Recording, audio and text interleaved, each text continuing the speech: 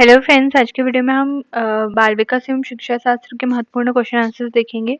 तो पहला क्वेश्चन हमारा है, मनोविज्ञान के सिद्धांत नामक पुस्तक किस मनोवैज्ञानिक द्वारा लिखी गई? तो इसका ऑप्शंस देखते हैं हम, थॉर्नडाइक, जेम्स, डीबी या इनमें से कोई नहीं। तो इसके पहले हम देखेंगे थॉर्नडाइक के बारे में कि इन्होंने प्रयास एवं त्रुटि का सिद्धांत दिया था। ये अमेरिका के रहने वाले थे और इनका पूरा नाम क्या है? इनका पूरा नाम है एडवर्ड थॉर्नडाइक। ठीक है, एडवर्ड थॉर्नडाइक इनका पूरा नाम है और इनका जन्म हुआ था 31 अगस्त 1874 में। 1874 में इनका जन्म हुआ था। सेकंड कौन सा है? जेम्स। इनका पूरा नाम है विलियम जेम्स। विलियम जेम्स और इनका जन्म हुआ था 11 जनवरी 1842 में। 1842 में। ठीक है, अब कौन से हमारे डीवी? तो इनका पूरा नाम है जॉन डीवी। ठीक है, इनका नाम है जॉन डीवी। इनका जन्म हुआ था 20 अक्टूबर 1859 में। ठीक है, तो हमारा प्रश्न है, मनोविज्ञान का सिद्धांत नामक पुस्तक किसने लिखी? तो यह पुस्तक जो लिखी थी ये लिखी थी विलियम जेम्स ने। ये अमेरिका के दार्शनिक एवं मनोवैज्ञानिक थे। इन्होंने प्रिंसिपल ऑफ साइकोलॉजी नामक पुस्तक लिखी थी। तो हमारा आंसर होगा बी। मनोविज्ञान का सिद्धांत मतलब कि इंग्लिश में इसका नाम है प्रिंसिपल ऑफ साइकोलॉजी। ठीक है, नेक्स्ट क्वेश्चन देखते हैं, प्रयोगात्मक मनोविज्ञान के पिता के नाम से कौन जाना जाता है? तो इसका ऑप्शन है जेम्स, वुड, डेवी, थॉर्नडाइक। तो हमने जेम्स के बारे में देख लिया है, विलियम जेम्स इनका पूरा नाम था। डेवी के भी नाम देख लिया है, जॉन डेवी। थॉर्नडाइक के बारे में भी देख लिया है। कौन सा नहीं देखा है हमने? वुड। तो इनका पूरा नाम क्या है? इनका पूरा नाम मैं लिख देती हूँ यहाँ पे। इनका पूरा नाम है विलियम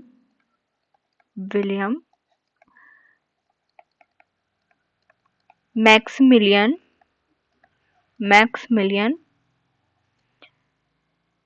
वुड। इनका पूरा नाम है।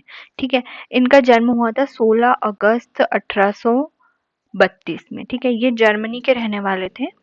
तो हमारा आंसर आएगा, प्रयोगात्मक मनोविज्ञान के पिता के नाम से कौन जाना जाता है?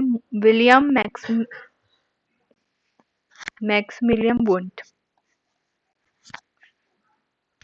तीसरा क्वेश्चन है, किसने मनोवैज्ञानिक प्रयोगशाला की स्थापना सर्वप्रथम की थी? वुड ने, पावलोव ने, जेम्स ने, थॉर्नडाइक ने। तो इसका आंसर क्या होगा? वुड के बारे में हम देख चुके हैं, जेम्स के बारे में भी हमने देख लिया है, थॉर्नडाइक के बारे में भी हम जान चुके हैं। अब हमें पावलोव के बारे में ये जो थे, इनका जन्म हुआ था 26 सितंबर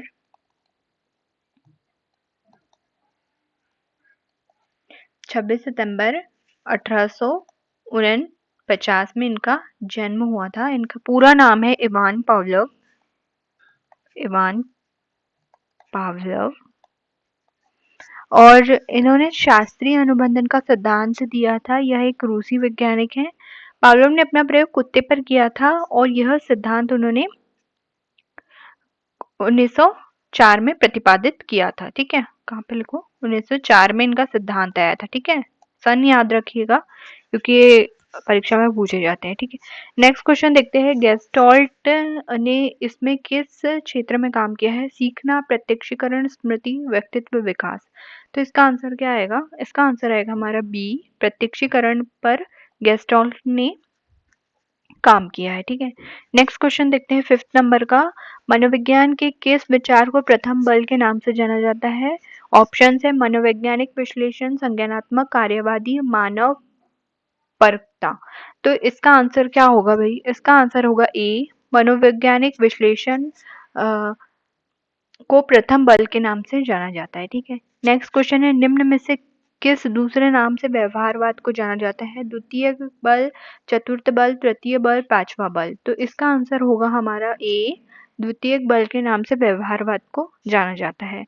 नेक्स्ट क्वेश्चन है 7th नंबर का, मनोविज्ञान में तृतीय बल किसके निम्न में से किसे कहा जाता है? ठीक है, तो ऑप्शन है संज्ञानात्मक, सामाजिक, मानवीयता परक, ये सभी। तो इसका आंसर क्या होगा? हमारा सी होगा इसका आंसर, मानवीयता परक। ठीक है, नेक्स्ट क्वेश्चन देखते हैं 8 नंबर का। भारत में प्रथम मनोवैज्ञानिक प्रयोगशाला की स्थापना कहाँ की गई? ऑप्शन है बम्बई, दिल्ली, कोलकाता, मद्रास। तो इसका आंसर आएगा हमारा सब सर्वप्रथम स्थापना की गई थी कोलकाता में। कौन से सन में करी थी? 1916 में करी थी। 1916 में भारत में पहला मनोविज्ञान विभाग और पहली मनोवैज्ञानिक प्रयोगशाला कोलकाता में विश्वविद्यालय में डॉक्टर एन.एस. सेन गुप्ता के नेतृत्व में स्थापित की गई थी। ठीक है, चलिए नेक्स्ट क्वेश्चन है, निम्न में से किसने भारत में प्रथम मनोवैज्ञानिक प्रयोगशाला स्थापित की गई थी? ऑप्शन है एन सेन गुप्ता, सौ S Bose, N B N. तो हमने अभी देखा, इसका आंसर आएगा ए एन सेन गुप्ता के द्वारा स्थापित करी गई थी। ठीक है, नेक्स्ट क्वेश्चन देखते हैं 10 नंबर का। मनोविज्ञान व्यवहार का निश्चित विज्ञान है, यह कथन किसने कहा था? तो वुडवर्थ ने कहा था, जेम्स ने किया था, रबॉनी ने या वॉटसन ने? तो इसका आंसर आएगा हमारा ए, वुडवर्थ ने ये कहा था। रॉबर्ट एस वुडवर्थ इनका पूरा नाम है, रॉबर्ट एस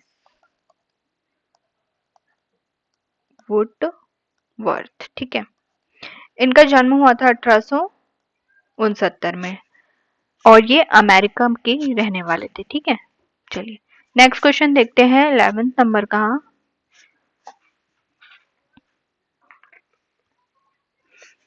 वह अवस्था जब बच्चा तार्किक रूप से वस्तुओं की घटना के विषय में चिंतन प्रारंभ करता है, कौन सा है? ऑप्शंस है औपचारिक संक्रियात्मक अवस्था, पूर्व संक्रियात्मक अवस्था, संवेदी प्रेरक अवस्था, मूर्त संक्रियात्मक अवस्था।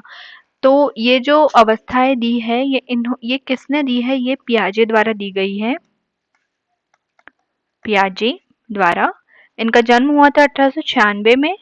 ठीक है, ये स्विट्जरलैंड के रहने वाले थे। पियाजे ने कौन सा सिद्धांत दिया था? विकासात्मक मनोविज्ञान का जनक भी इनको माना जाता है। तो इसके अंतर्गत उन्होंने ये 4 अवस्थाएं बताई थी, जो हम वन बाय वन देखते हैं। उन्होंने सबसे पहली अवस्था बताई थी संवेदी पेशी अवस्था, जो ये है हमारी पहली अवस्था। ये होती है हमारी जन्म से लेके 2 वर्ष तक की अवस्था होती है। इस अवस्था में शिशु शरीर से चीजों को इधर-उधर करता है, वस्तुओं को पहचानने का प्रयास करता है।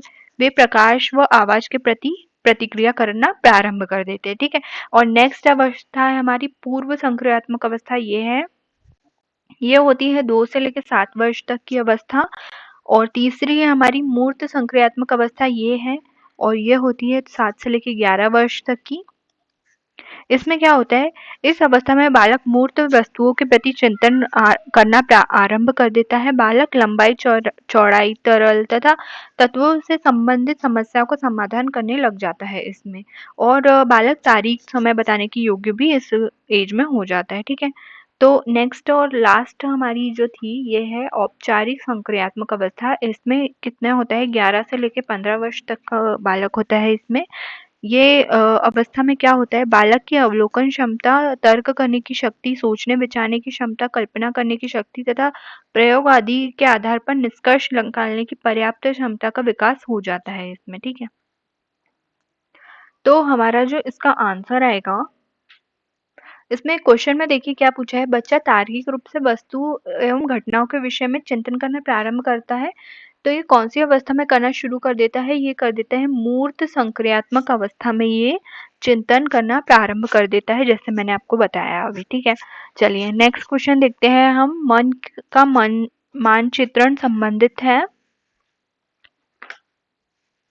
सहायक कार्यों की क्रिया योजना से, बोध बढ़ाने की तकनीक से, मन की क्रियाशीलता के अनुसंधान से या मन का चित्र बनाने से? तो इसका आंसर आएगा हमारा सी, मन की क्रियाशीलता पर अनुसंधान से मन का मानचित्र संबंधित होता है। ठीक है, नेक्स्ट क्वेश्चन देखेंगे 13 नंबर का।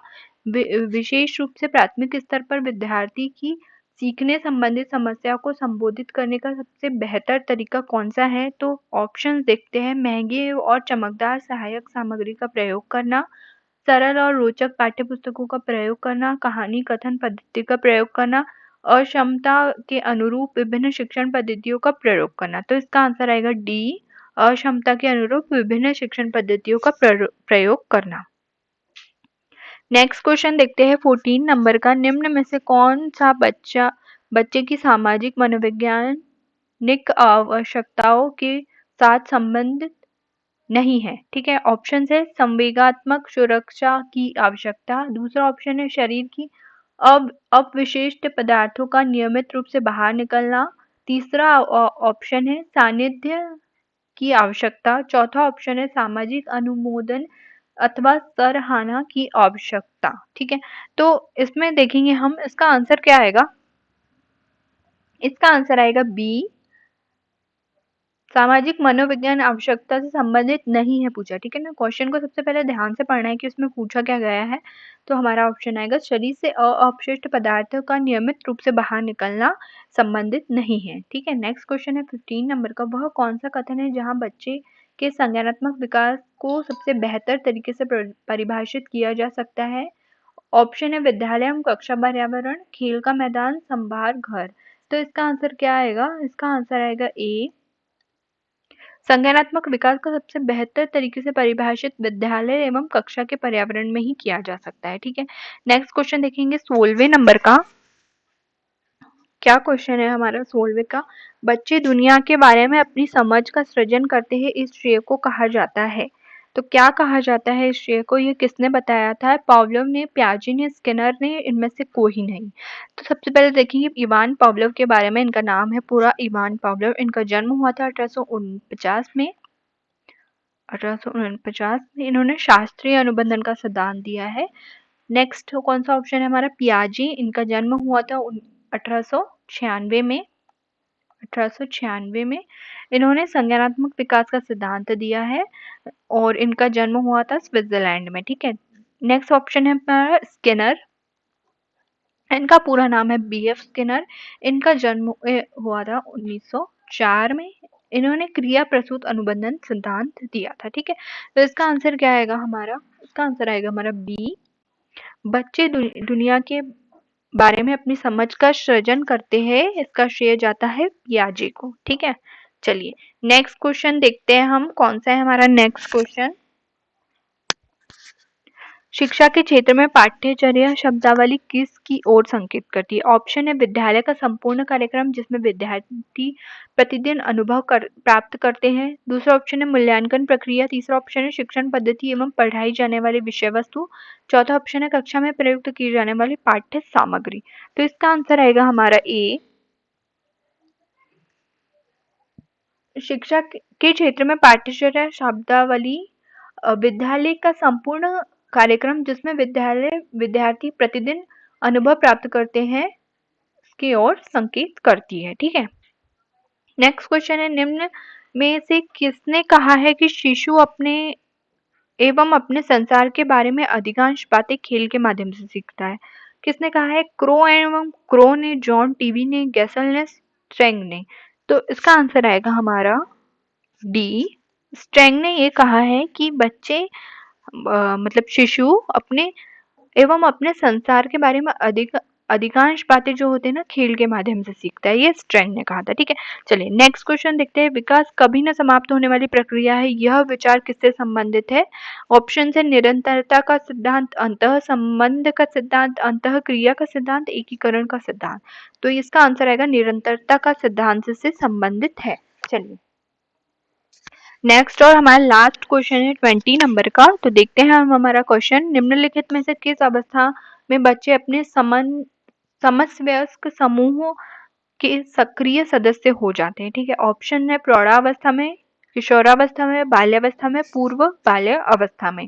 ठीक है, तो हम देखते हैं सबसे पहले विकास की अवस्थाओं के बारे में हम कुछ जानते हैं।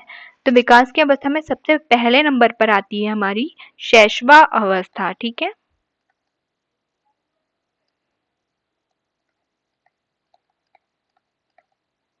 शैशवा अवस्था आती है हमारी फर्स्ट नंबर पे। ये होती है 0 से लेके 6 वर्ष तक की। इसको दो भागों में विभाजित किया है, 3 से लेके 0 से लेकर 3 वर्ष तक की अवस्था को हम कहते हैं पूर्व शैशवावस्था और 3 से लेकर 6 वर्ष तक की अवस्था को हम क्या कहते हैं? उत्तर शैशवावस्था, ठीक है? दूसरी है हमारी बाल्य अवस्था होती है हमारी दूसरे नंबर की, ये फर्स्ट है, दूसरी है हमारी बाल्य अवस्था, ठीक है? बाल्य अवस्था का कितना होता है? 6 से लेकर 12 वर्ष तक की होती है ये अवस्था हमारी। तीसरी होती है हमारी किशोरावस्था।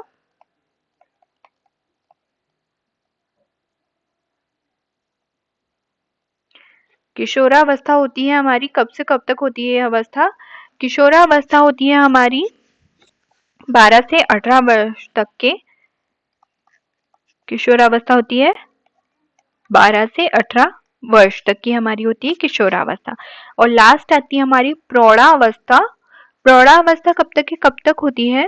मतलब किशोरावस्था के बाद हमारी प्रौढ़ावस्था आ जाती है, तो इसका होता है हमारा प्रौढ़ा अवस्था होती है हमारी 45 से 60 वर्ष के बाद तक के मृत्यु तक की अवस्था हमारी प्रौढ़ा अवस्था कहलाती है, ठीक है?